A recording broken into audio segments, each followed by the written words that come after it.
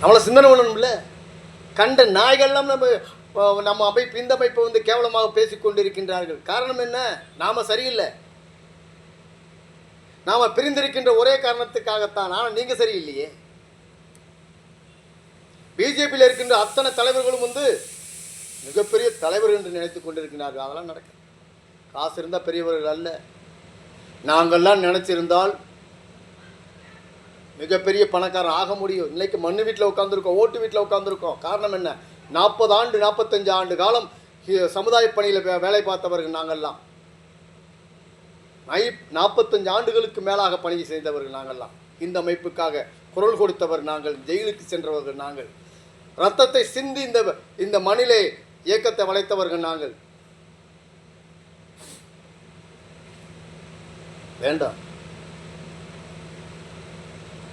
சாபங்கள் வேண்டாம். நீங்கள் எல்லாம் நினச்சிங்கன்னா எல்லாத்தையும் ஒருங்கிணைங்க. இப்போ இருக்கின்ற வெற்றி கழகம் எத்தனை ஆண்டு காலம் இருக்கும் எனக்கு தெரியல.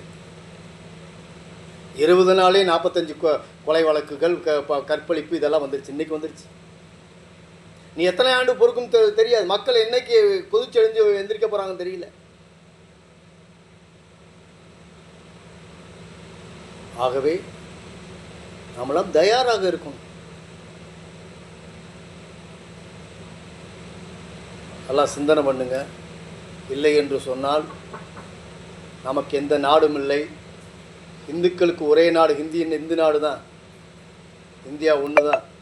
இதில் மனதில் வைத்து கொண்டு அனைவரும் ஒன்று சேர்ந்தோம் என்று சொன்னால் தமிழ்நாட்டில் மறுபடியும் காவிக்கொடியை பறக்கப்பட முடியும். மனதில் வைத்து செயல்பட வேண்டும் என்று சொல்லி உங்களிடமிருந்து விடைபெறுகிறேன். நன்றி, வணக்கம். வணக்கம்.